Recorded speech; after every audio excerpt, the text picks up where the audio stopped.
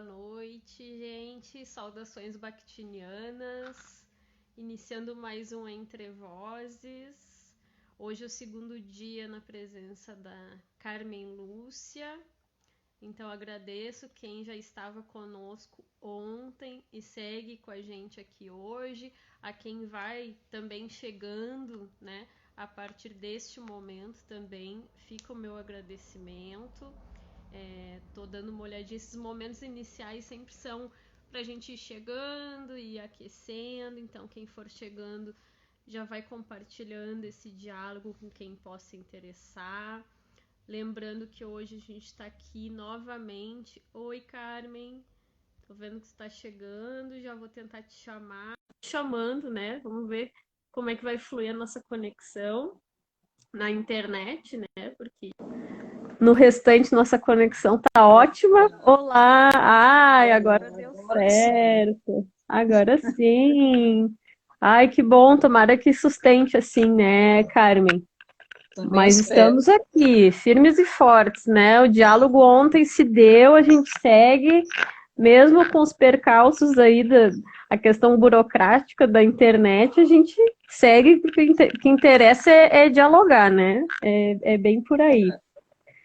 Eu estava aqui agora iniciando, assim, aproveitando esses minutinhos enquanto as pessoas vão chegando e, né, é o nosso início.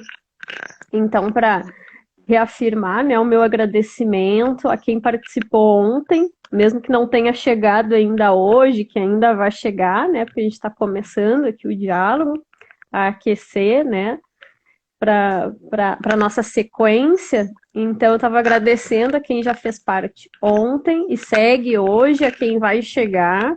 Lembrando, então, que o encontro do Entre Vozes, né, nossa segunda convidada do mês é a Carmen Lúcia, que é professora.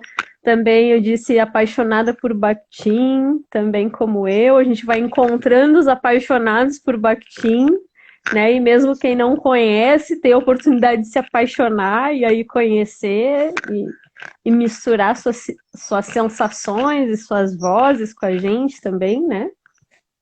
Seja bem-vinda, eu vi que chegou aqui, Thay, seja bem-vinda, Fernanda, seja bem-vinda.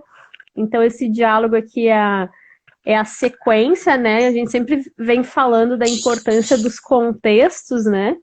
Então, quem tiver oportunidade, se é a primeira vez que está chegando hoje, só para situar um pouquinho quem está chegando, né?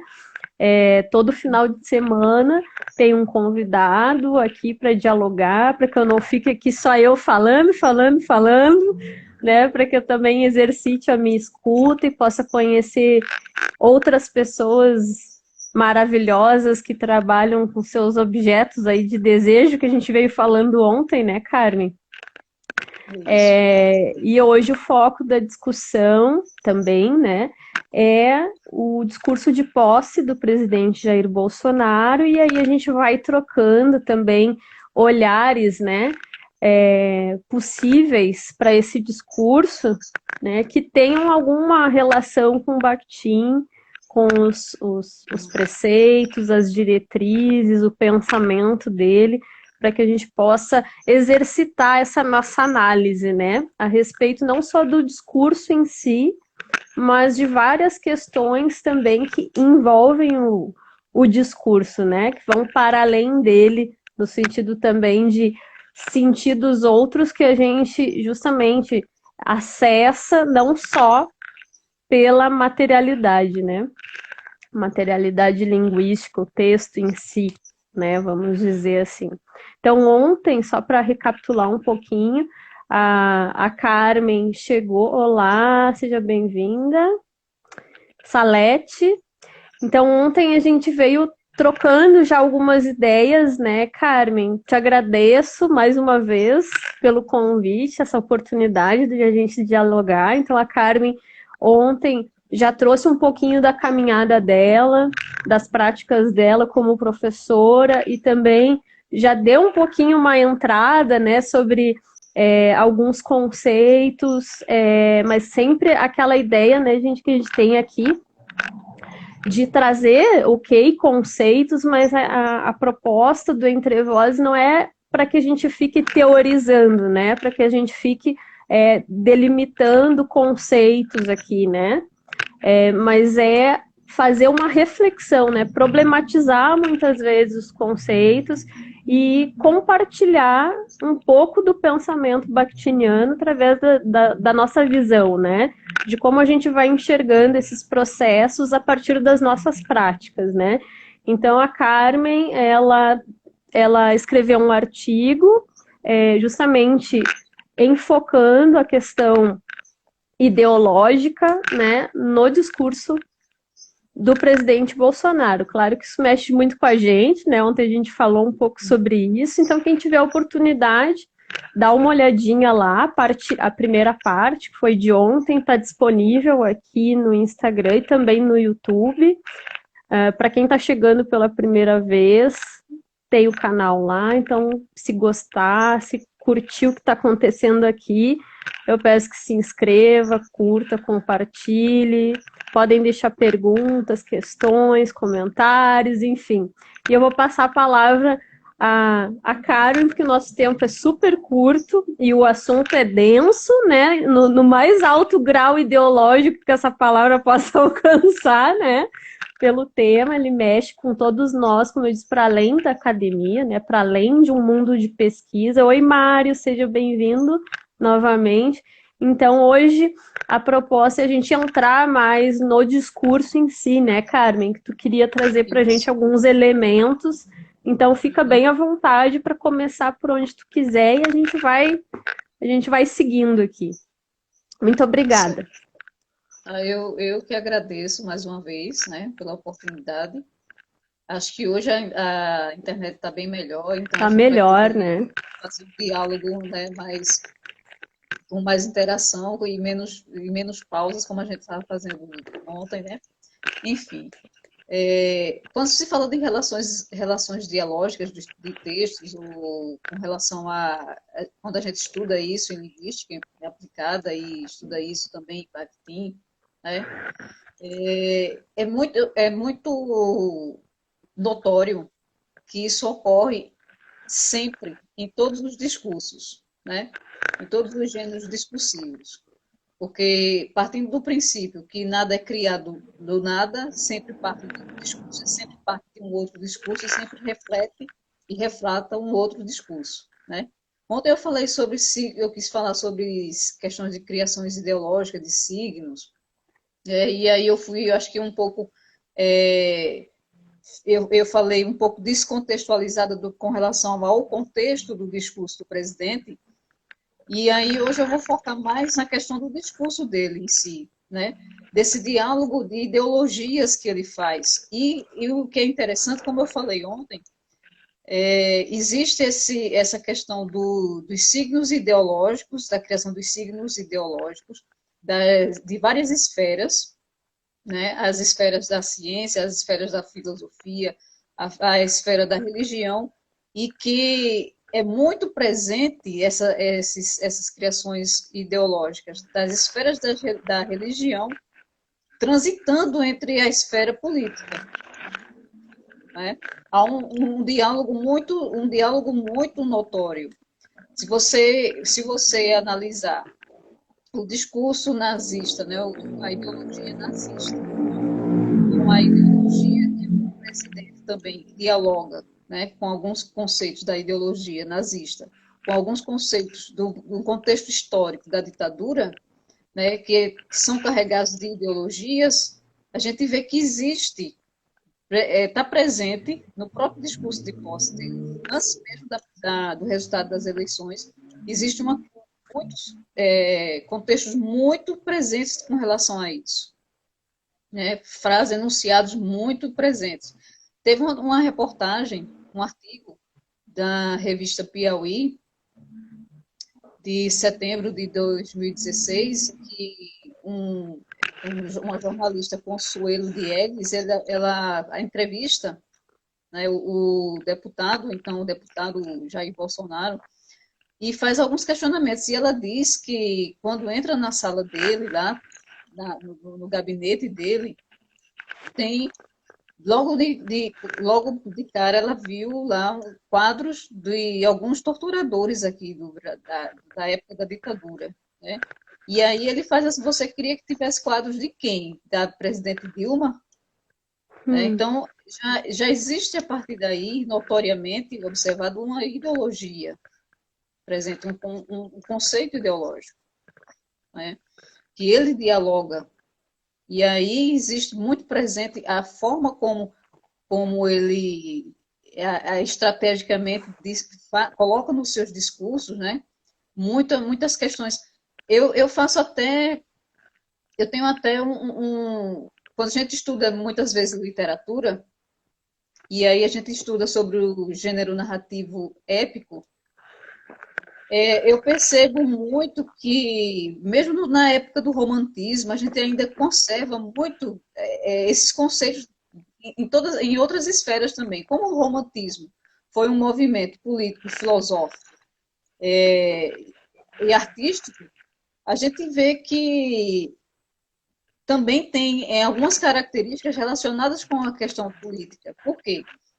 Porque o próprio discurso dele é como se fosse uma criação de um herói, de um personagem que salva. Ele faz um diálogo entre a ideologia das religiões com a questão de alguns conceitos religiosos, como o Salvador, né? Ele se apresenta como o Salvador, como o que idealiza reestruturar e reerguer a nação. Isso é muito comum no discurso nazista também, né?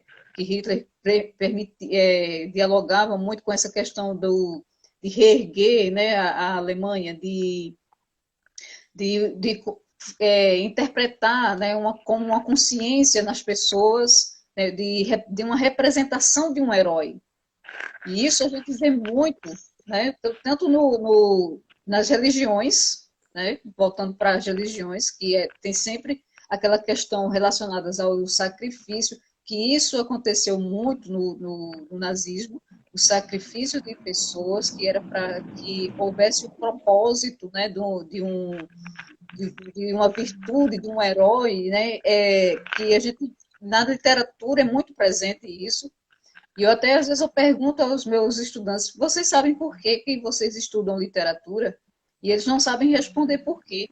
E aí você vê que a grandiosidade, muitas vezes, quando a gente vê em alguns políticos, né, como a Alemanha fez, criou eventos grandiosos, né, que era para impressionar as pessoas naquela época. E o discurso e o dia da posse mesmo também do presidente aqui é um falso herói nacionalista, isso, Marcos. Quando ele cria todo aquele aparato militar, né, para impressionar mesmo, como uma função de impressionar. Né? Tem até um cientista político, acho que francês, em um livro ele fala que o nazismo ele foi uma secularização do cristianismo. Né? Porque ele criou, o nazismo ele surgiu como uma solução para um problema, né? E que a personalidade de Hitler, né? A pessoa de Hitler, seria essa salvação. E aí a gente vê que tem muitas analogias com relação ao presidente. Né? Muitas pessoas disseram que votaram nele porque não tinha outra opção. Né? Como se não houvesse outros candidatos com outras propostas, com candidatos que dialogassem com outras ideologias que não fossem, evidentemente, fizesse esse diálogo com a ideologia nazista e com a ideologia da ditadura, ao ponto de chegar a negar que aqui no Brasil não houve a ditadura. É um negacionismo até hoje no contexto que a gente vive, nesse contexto da pandemia, de negar a questão do efeito do vírus. Né? É um negacionismo muito grande. E negar também é uma forma de afirmar. Né? Você cria verdades através da linguagem, por meio de uma ideologia. uma ideologia, tanto que tem pessoas que fazem de um partido político uma religião, né? E tem essa simbologia mesmo, como tinha na época de Hitler.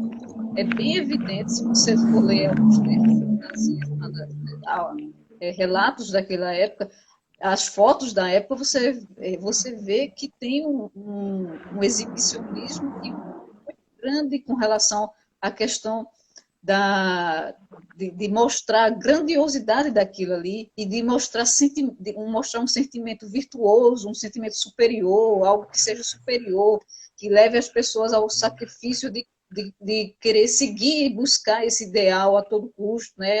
A uma ideologia a todo custo. Isso é muito... Quando mexe em religião, quando mexe em algo que é sagrado, né, para algumas religiões elas têm como símbolos algo que é sagrado, então mexe com as questões das crenças e valores, né, das pessoas. E quando mexe nessa questão de crenças e valores é muito perigoso, porque você, de certa forma, você está em um campo muito subjetivo, né? Onde muitas vezes o que é objetivo, né? O idealismo que tem aquilo ali, daquela ideologia, não é vista como algo, como um objeto de manipulação, mas como algo que é sagrado, como algo que é um ritual, que é um ritual, um sacramento, né? Que tem que ser preservado a todo custo para que se consiga no discurso do próprio presidente, que eu vou ler algumas partes aqui, eu estou só fazendo uma pequena introdução, mas ele fala em muitos verbos como reerguer, reestruturar, né, buscar, acabar com as amarras ideológicas, um viés ideológico, né, com a submissão. Então, é como se o Brasil ele fosse a Alemanha daquela época de Hitler, que estava desmoralizado, né, e precisava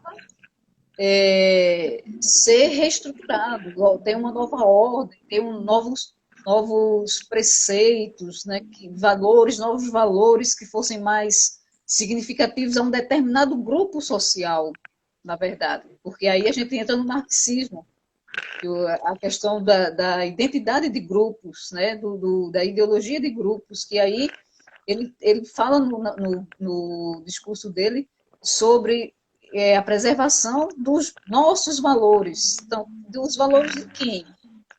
Né? De um grupo, né? Com certeza de um grupo, do grupo ao qual ele pertence. Né? Porque os nossos valores não é todos os valores dos brasileiros. E a gente poderia ter evitado isso. Pois né? Então, aí a gente...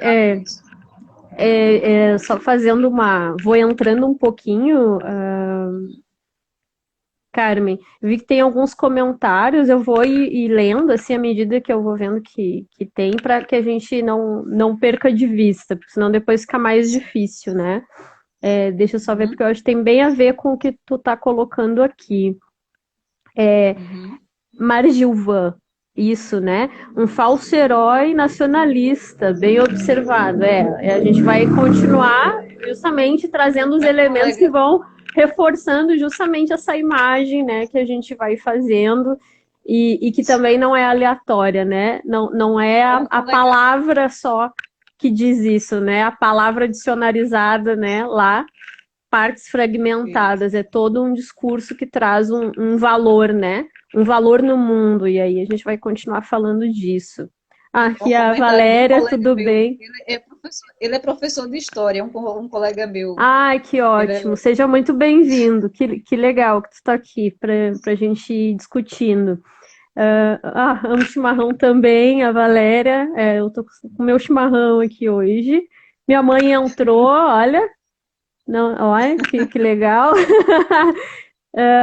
Porém, na maioria das vezes, manipulação mesmo, né? A gente vai falar sobre, e a respeito disso, de manipulação, que era esse comentário que eu queria trazer, Carmen, para dialogar assim, com essa abertura que a gente já comentou ontem. Eu acho que muitas vezes a gente vai acabar reforçando algumas coisas que a gente já trouxe, né? Uhum. Porque isso é algo muito forte, né? A tu disse, poderia ser evitado, né? Esse momento, né? De a gente está se vendo numa situação extremamente caótica, com um presidente que, enfim, manifesta toda uma conduta absurda, né? De uma série de preconceitos e de vozes ditatoriais, né, de uma força centrípeta, se a gente pensa em Bakhtin, né, as forças centrípetas ditatoriais, de fechamento, de centralização do discurso, a gente vê isso se repetindo, mas, de certa forma, se repetindo com sempre aspectos novos que fazem a gente ficar cada vez mais, assim, estupefato, né? Que a gente fica pensando assim, como é que a gente conseguiu chegar num ponto desses? E aí eu não consigo desassociar, né? Dissociar a questão com o ensino e a educação, né? Que foi o que a gente falou ontem, e eu acho que tem tudo a ver quando a gente fala de Bakhtin, né? No sentido, eu me lembro que eu vi uma palestra, uma época, que está disponível, depois eu vou colocar nas referências, eu já tinha visto há um tempo atrás, e que dialoga com aspectos que a gente falou ontem, que ele vai falar justamente a importância de quem trabalha também com educação, e aí, eu diria assim, não é só o professor, né? O professor de língua portuguesa. Eu acho que a gente tem que parar com essas fronteiras, né?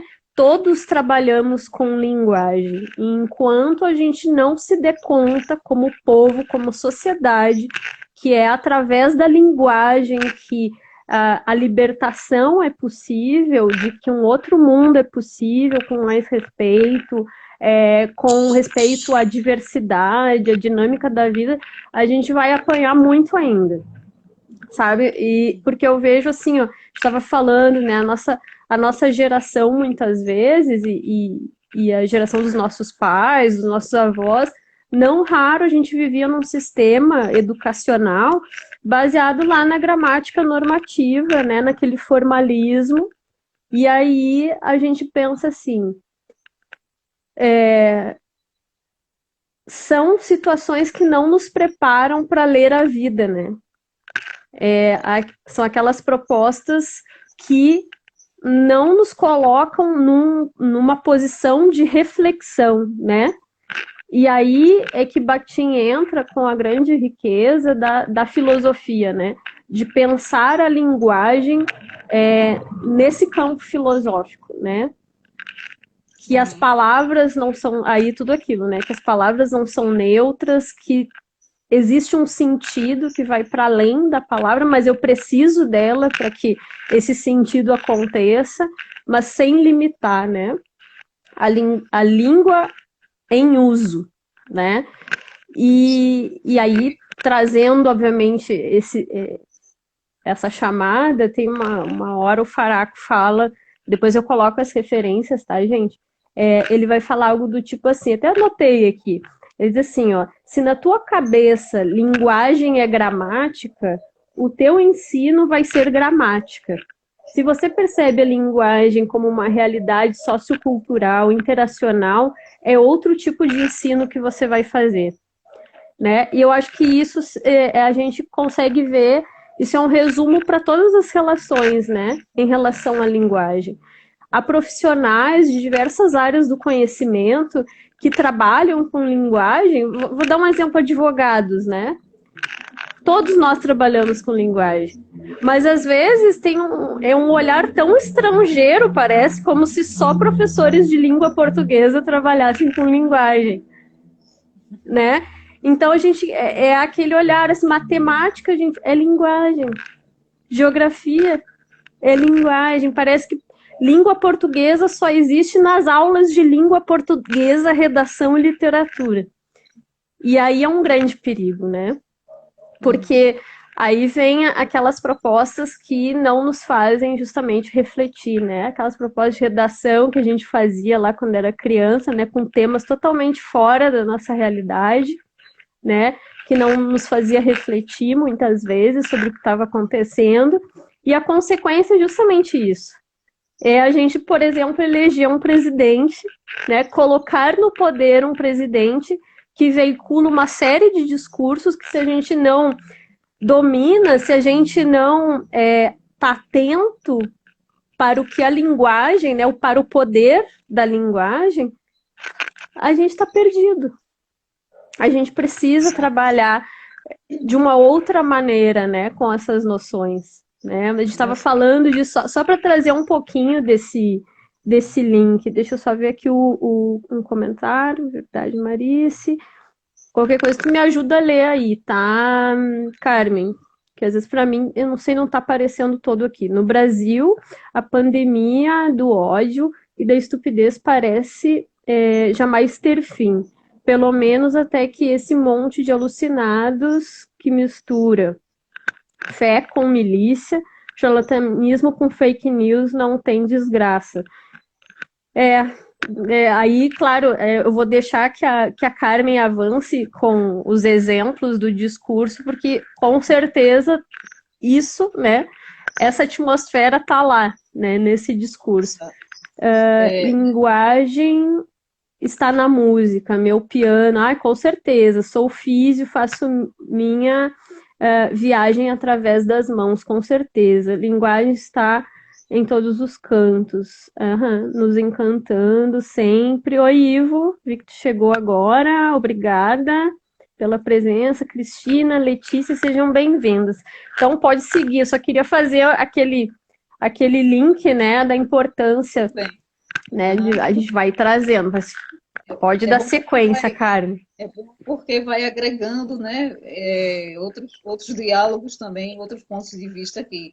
Quando eu mencionei que a gente poderia ter evitado, é porque antes mesmo do resultado das eleições, o presidente ele fez várias declarações polêmicas. Ele participou até de um programa do CQC, e aí foi perguntado, a Preta Gil perguntou a ele se algum filho dele casaria com uma negra. E aí ele respondeu que não, porque os filhos dele foram muito bem educados, né?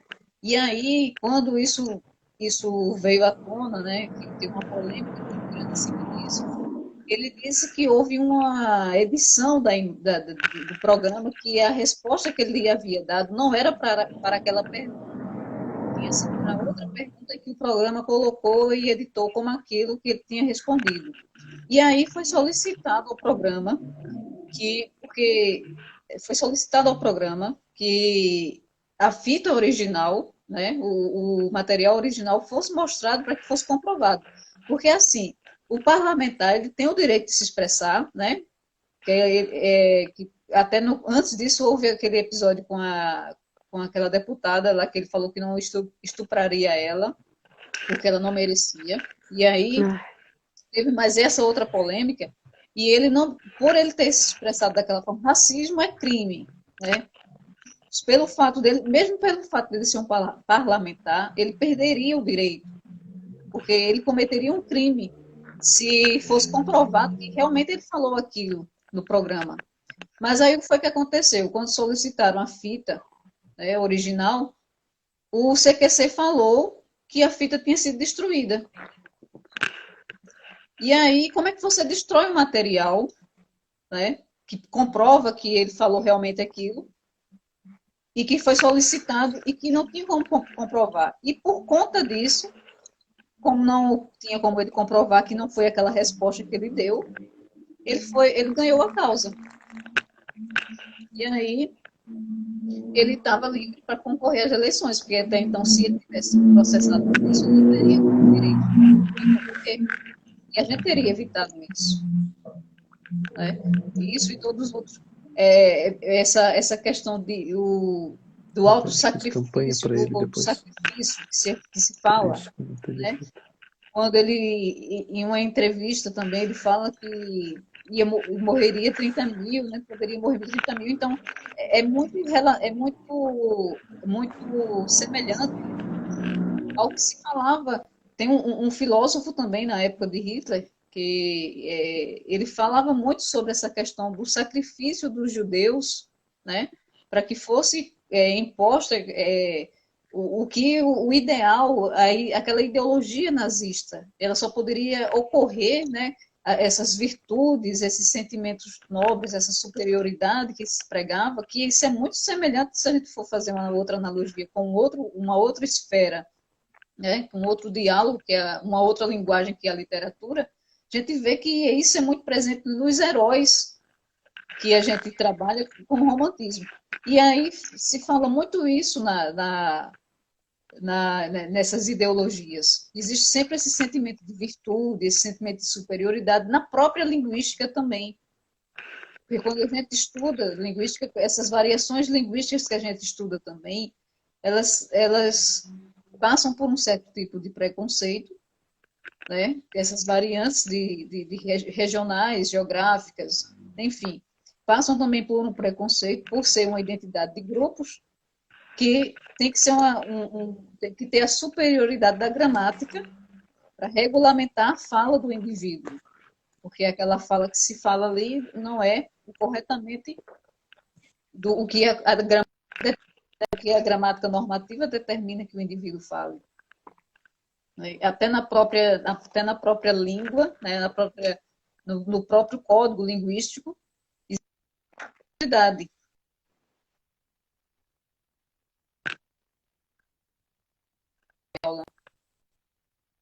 sempre essa relação.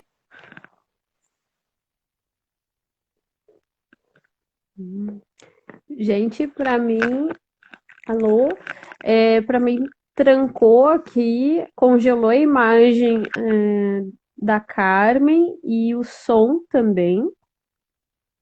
Eu vou chamar ela novamente, só deem, se puderem, deem um feedback para eu ver se não é só comigo aqui, mas para mim. E aí, enquanto isso, eu vou lendo aqui os comentários e aí a gente retoma da onde a Carmen tava, travou, né? Obrigada, gente, pelo feedback. Vou esperar ela entrar aqui, reconectar, que eu acho que vai voltando. Enquanto isso, eu vi que tem um comentário. Oi, oi, oi. Ai, voltou. Travou aqui também para Voltou. mim. Vou te deixar então concluir a tua ideia para não perdermos o fio aí depois eu leio os comentários ali. Certo. Eu só queria falar um pouquinho sobre essa supremacia, né? Que a supremacia sempre ela está presente em todas as esferas, até dentro da própria linguística, da língua portuguesa. E aí existe essa supremacia de dizer que tem que se falar dessa forma porque a gramática determina que se fale dessa forma, né? E aí padronizar a fala de alguém baseado em uma estrutura linguística, né? Uma forma linguística de falar, uma forma de uma língua falar, né? Ou de um determinado grupo linguístico falar, né? E essas relações, isso tem muito a ver com relações de poder que a gente estuda em Foucault, né? Da superioridade e as relações de poder. E aí a gente entra em outro campo que não é mais o de Bakhtin, não é? Mas que dialoga, né?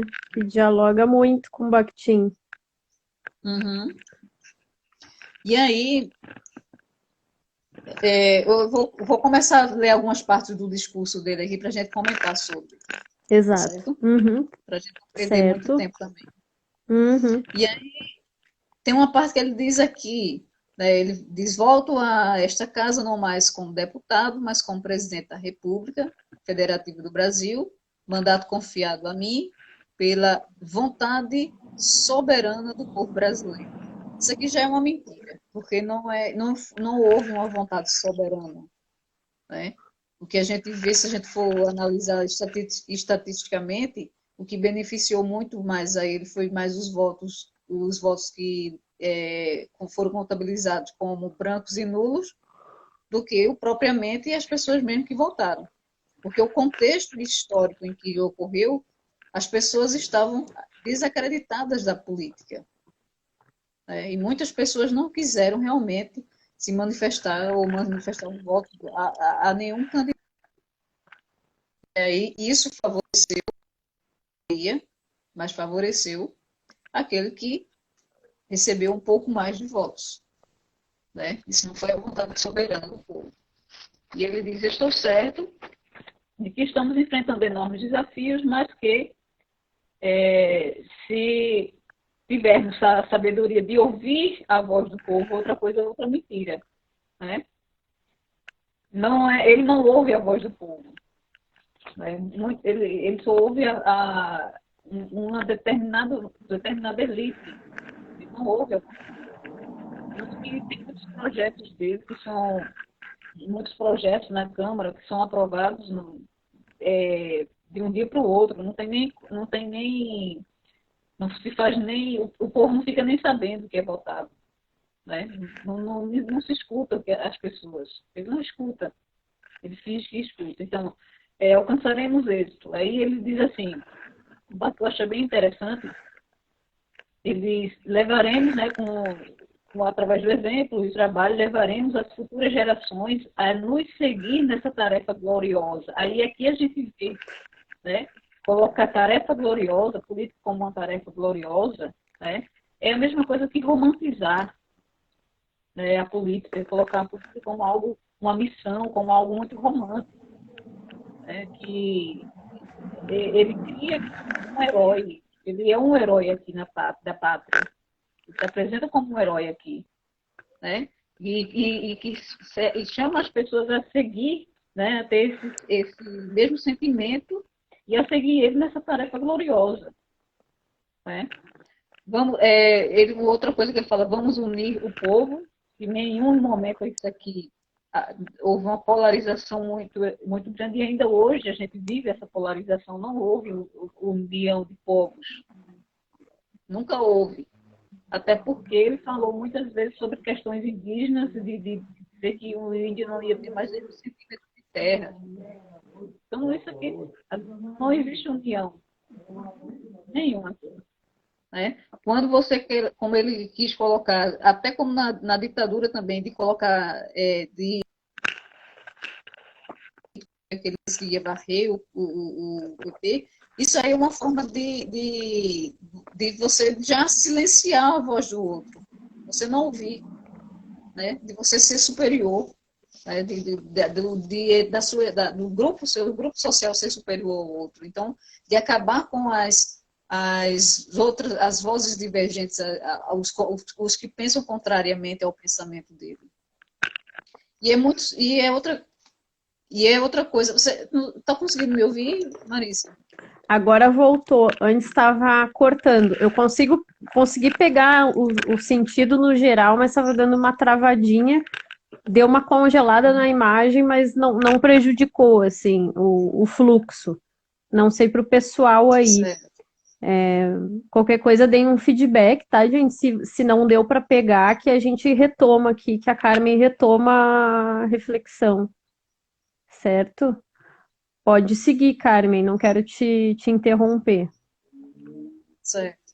E aí ele diz assim: vamos seguir nessa tarefa gloriosa, né? Vamos unir o povo, valorizar a família, respeitar as religiões e nossa tradição judaico-cristã, combater a ideologia de gênero, conservando nossos valores.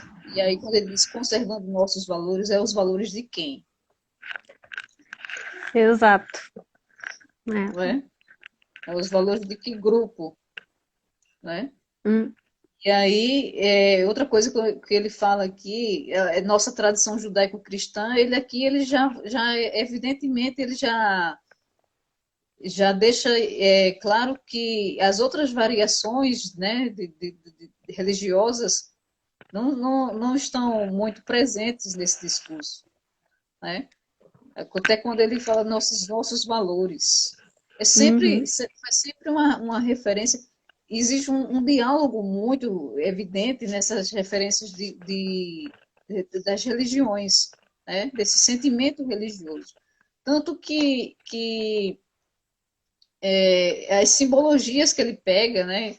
Você vê aquela questão do Hitler, das pessoas colocarem a mão e fazer Heil Hitler. Isso tem muito a ver com o ato que as pessoas fazem nas igrejas com a imposição das mãos. Se você for analisar isso. Então, você cria um símbolo através disso. E aí você cria uma linguagem que as pessoas se identificam. Você cria essa linguagem e essa verdade se torna absoluta, né? A Uhum. religião, algumas religiões, principalmente as evangélicas, elas pregam essa superioridade com relação às outras, né? Que as pessoas precisam se converter e precisam conhecer a Cristo, né? Como se elas fossem incumbidas de uma verdade absoluta e que as pessoas precisam conhecer essa verdade e que isso pode ser conhecido através do único canal e o único caminho é pela Uhum. religião evangélica, né? Quer dizer, as outras manifestações e as outras manifestações religiosas, as outras verdades, né? Das Uhum. outras religiões, elas não são verdadeiras, elas Mas aí é justamente o lugar da intolerância, né? E aí se a gente traz para Bakhtin, para essa noção de ideologias, desculpa, que estão em movimento, que estão coabitando, né? Quando ele uhum, diz, por exemplo, a submissão ideológica, né, que a gente começou falando ontem, inclusive, que submissão é essa, né? Se a gente parte do pressuposto de que uhum, tudo na vida, em todas as relações é ideológico, possui um valor social, né? Que ideologia é essa? Né? E aí, se a gente não está atento a esses sinais, porque o que ele traz aqui são marcas enunciativas, né? São marcas argumentativas, essa linguagem de apelo religioso, né? Ela não é uma novidade, né? Ela é uma estratégia argumentativa muito potente, né? E que circula muito entre também as pessoas que não têm acesso, né? As minorias que são maioria, né? De lugar de fala desprivilegiado, né? Porque nós somos privilegiados, estamos aqui tendo um teto para morar, com acesso à internet, podendo dialogar, e quantos de nós não têm essa mesma possibilidade, né? uhum. Então, Ele, nesses espaços, como eu disse, e a gente vem reforçando, né? A gente se torna presa muito fácil, né? E eu acho que o povo brasileiro, por todo o contexto, e aí se a gente pensa, reflete a educação, o ensino, a cultura, as artes, as humanas, que são áreas que são deixadas, relegadas a segundo, último plano, né? A gente vê de novo, então, assim, sempre reforçando, né? As consequências dessa teia dialógica aí que a gente mesmo vai ajudando, contribuindo a formar, né? uhum. Eu li uma vez, Augusto Cury, ele lançou um livro, o primeiro livro que ele lançou, né, era mais um romance. O primeiro livro como romance que ele lançou, na verdade, melhor dizendo. E aí ele fala muito nessa questão ele fala muito sobre Hitler, sobre essa ideologia nazista. E aí ele faz um questionamento no livro, ele pergunta se a humanidade, né, permitiria ou seria capaz de reviver tudo aquilo que foi vivido na época na Alemanha, né? Porque os alemães eram considerados povos muito inteligentes, mas que nem todos os alemães eles eram psicopatas, eles tinham desvio de comportamento, mas que muitos seguiram essa ideologia. E aí ele diz assim, será que seria possível que hoje, né, eu acho até que foi até um prenúncio, porque foi muito antes dessas questões da polarização da política, muito antes do impeachment que ele lançou esse livro. E aí ele disse, será que hoje as pessoas voltariam a viver a mesma situação, né, que a Alemanha, a humanidade, né, viveu nessa época? E aí eu fiquei refletindo, eu disse, não, acredito que não, porque hoje as pessoas têm conhecimento, hoje as pessoas estão mais bem preparadas, até pela experiência, né? Que já tiveram, não só os alemães, mas isso também reflete também em outros países também, conhecido mundialmente, esse fato conhecido mundialmente, que que serve como uma referência para que a gente não voltasse a essas questões novamente, que a gente conseguisse identificar isso, né, num discurso político. E aí eu vejo que a gente está vivenciando as mesmas coisas, só que em um contexto diferente. Hum. A gente vive a forma de trabalhar estrategicamente o discurso, porque, como Bakhtin fala, o discurso, a compreensão, ela é prenhe de resposta. E muitas coisas que a gente viu que aconteceu, né, de violência, de agressão, de pessoas matarem outras por conta de partidos políticos, né, é uma resposta justamente a toda a agressividade, a todo um discurso agressivo e um discurso de ódio que o presidente proferiu durante toda a campanha dele. E que ainda profere né, que ainda é presente. Algumas pessoas dizem que ele não saiu ainda do palanque, ele ainda está no palanque. Né? Ele ainda vive como se tivesse ainda para ganhar uma eleição. Né? Ele tem que mostrar que ele ainda é competente para o cargo. E aí a gente vê muito, justamente, né, as ideologias que ele vai pregando e vai entoando, elas vão sendo passadas adiante, vão se proliferando sem qualquer reflexão, né, muitas vezes. Aí é que a gente vai ver esse discurso ganhando vida no dia a dia, nas nossas relações com pessoas muito próximas de nós, e aí a gente fica, às vezes, assim, de novo, aquele susto que a gente leva, às vezes, assim, de professores, de pessoas que circulam num ambiente em que tiveram também informação, e a gente vê que o senso crítico não está ali. Está ali uma reprodução de ideologias e de discursos que nos ferem das mais variadas formas, né? De um nosso presidente que é quem deveria estar zelando, cuidando de nós, né? Como pátria, como sociedade, como agindo dessa forma, né? E aí nele a gente tem exatamente o esboço, né? O quadro de como a palavra se conecta com a ação, né? Não são palavras ali aleatórias, né? São ações, são comportamentos, né? Bakhtin fala, né? Como é que a gente descobre? Eu falo, na verdade, na dissertação de mestrado, justamente para tentar descobrir que voz social as personagens tinham, por exemplo, elas evidenciavam, né? E aí Bakhtin fala, uma das formas da gente acessar as ideologias é através da fala e do comportamento, né? Então, é justamente porque é onde isso se materializa, né? Onde é que a gente consegue vislumbrar isso tudo acontecendo, né? Exato. Eu até quando eu me preparei para esse diálogo aqui, eu comecei lendo um pouco sobre a ideologia nazista e eu vi que tem muito diálogo, tem muita semelhança com o que aconteceu naquela época. E você disse, nossa, como é que isso aconteceu e voltou a acontecer aqui no Brasil e a gente não percebeu isso, né? Ou a grande maioria das pessoas não perceberam isso, ou perceberam e por que não fizeram nada? Né? Por que só fazem colocar uma nota de repúdio e não tomam uma atitude com relação a isso? Né? Sobre algumas coisas que já foram faladas, absurdos que a gente já ouviu, que a gente já viu, né? E a gente só vê emissão de nota, de repúdio, enfim.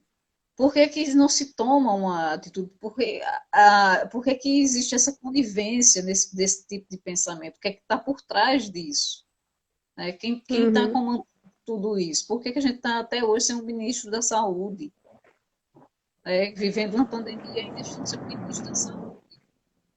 Como é que pode vir um presidente que se separou, saiu do partido que ele deu e ainda hoje continua sem partido? Como é que você pode governar sem partido? Sem uma ideologia de um partido, né? De um partido político. Isso a gente comenta também, né? Não só na figura do presidente, aqui que a gente está analisando o discurso, mas quando a gente também, digo a gente, no geral, né? Essas falas que a gente escuta, né? Eu não tenho partido, Eu não, né, não é uma questão de política, né? A gente escuta muito, né? Não, eu não estou discutindo política. Não, mas do ponto de vista ideológico, tudo é política, né? Tudo faz parte justamente disso, de avaliações em relação, né? Carmen, eu vou te sugerir, eu não sei como é, se tu pode, primeiro eu quero te consultar, já vai terminar o nosso tempo aqui, passa muito rápido, tu vê só. Tu aceita a gente fazer aquela dobradinha para seguir e não cortar? E eu ia te sugerir a gente só ler alguns comentários, porque eu acho que ajuda a gente a também fechar esse bloco aqui com essas ideias que a gente trouxe, pode ser? Não sei se tu Pode tem ser. tempo, senão hoje eu te chamo para um Pode outro ser. momento. Pode ser? Só porque. E, gente, se cortar, eu disponibilizo a live e chamo de volta a Carmen para a gente finalizar, tá? Para a gente fazer um fechamento juntos, tá? Só para vocês já saberem. O tempinho tá terminando. Então, tu pode me ajudar aí nos comentários, tá? Porque eu tô com problema de visão e se eu não li bem ou se eu esqueci alguém, vocês me sinalizam. A Cristina, eu acho que parou na Cristina. Isso. Foi Mas que essa. verdade ou mentira, o que se vê é uma estratégia de se colocar como um representante daqueles que pensam como ele e que por algum tempo se viram desprestigiados em sua hegemonia. Uhum. Né? Tanto que ele fala assim, a voz das ruas foram ouvidas, né? Quem não tinha voz teve voz. É porque ele era um parlamentar que não tinha crédito nenhum. Ainda hoje não tem. Mas ele era um parlamentar medíocre. Então, quando ele disse que chegou ali até a presidência e que a voz das ruas e a voz de quem não era ouvido conseguiu ser ouvida, então porque ele estava se colocando como desprestigiado também ali. Né? Uhum. Eu vi que tem um aqui da Cristina, foi essa mídia com o CQC e Luciana Gimenez, que é o Sou Bolsonaro, gerando adesão de grupos que se viram representados. A Valéria, Bolsonaro é melhor calado, creio. É um desastre quando se expressa e mesmo no silêncio também, né, também fala alto, né? Então, Cristina também trouxe ao campo de possibilidade o que até então era indizível. Depois, um pouquinho adiante, a Cristina também, acho que tu já leu, que era o comentário que tu já contemplou. Isso, eu acho que é porque os comentários estão parados aqui para mim. Ele precisa conhecer a Valéria, ele precisa conhecer o Bakhtin. Eu acho que ele não está muito interessado em conhecer nem o Bakhtin, nem o outro dele mesmo. Eu acho que é um caso grave, né? Mas seria ótimo se ele quisesse conhecer Bakhtin também, né? Eu fiquei pensando, né? Podia chamar ele aqui para o Bakhtin Artista para dialogar, mas nem nos próprios na pré-candidatura ele participou, né, dos discursos todos, enfim, né? Gente, é notório que a fala dele não cumpre com a realidade, ele apenas serve a um grupo elitista, pois é, Margilvan, isso aí.